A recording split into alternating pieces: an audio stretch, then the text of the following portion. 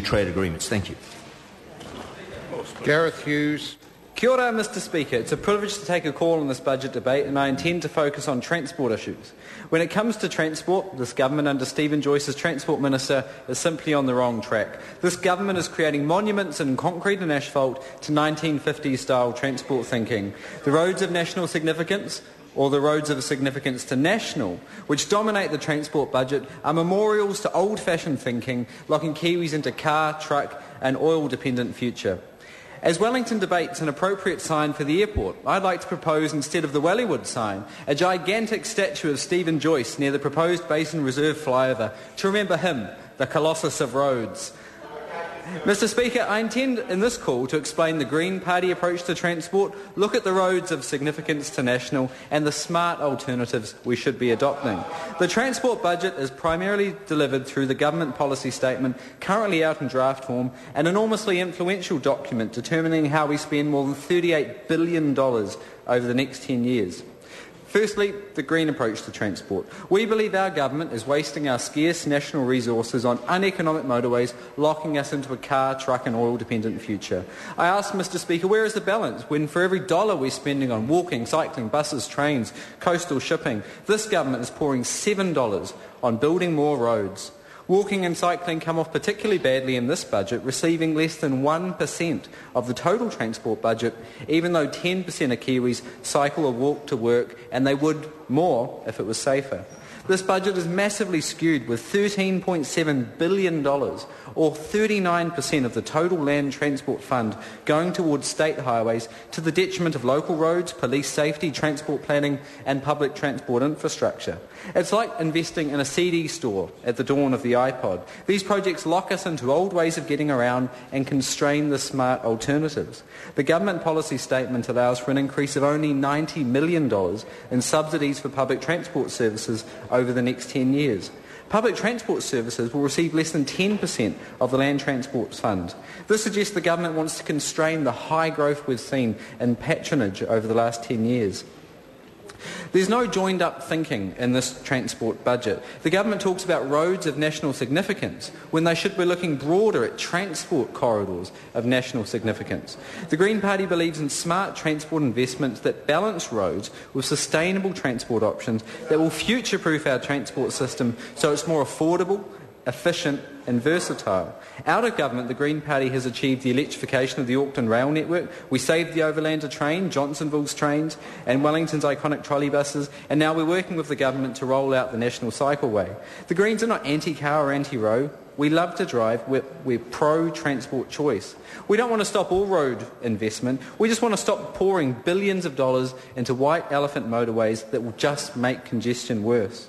The roads of significance to national, which dominate the transport spend, are expensive. We're talking $10.7 billion over 10 years, and many of them are uneconomic under the government's own benefit-cost ratios. That's without measuring the true cost, the externalities of climate change, obesity or road safety.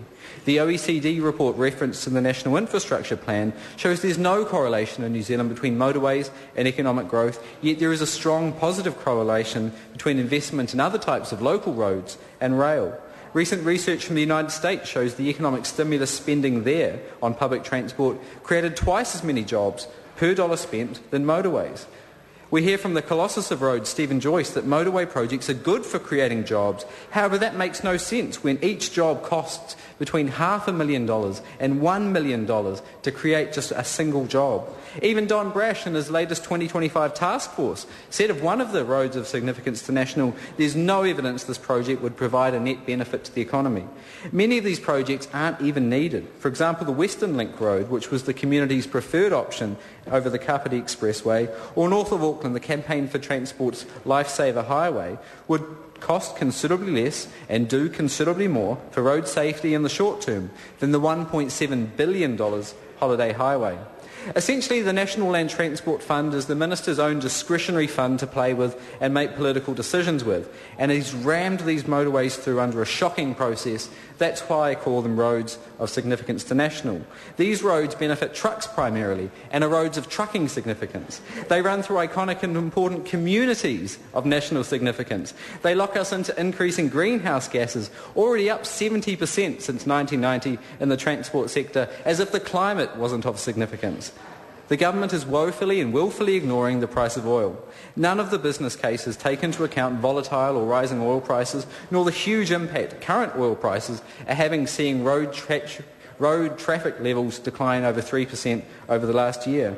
Unlike many businesses, councils, governments, this government has no plan or plan to start planning to prepare our dependence on oil, which accounts for 16% of our gross domestic product or 99% of our transport fuel. This huge fortune we're wasting on these motorways is based on a fuel of declining significance.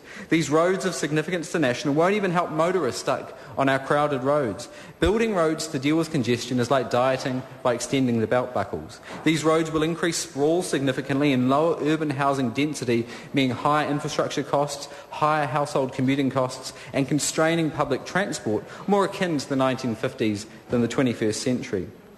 Mr. Speaker, we're at a turning point. If we keep doing things the way we always did, building more motorways and spending the vast majority of the budget on roads for trucks, we will not get a different outcome. We need smart transport solutions. Just before Bill English read out his budget, I highlighted the major missing piece of the budget, funding for the CBD rail link, when I tabled my petition signed by thousands of Aucklanders. The link would transform the rail network, whose patronage grew over 20% in the last year, would unlock the rail network and unlock its constrained capacity and transform the CBD. Primarily, it will benefit motorists taking cars off the road, massively benefiting the regional economy. This government, however, is determined to continue the heritage of previous national governments of thwarting Auckland's ambition for a CBD rail link.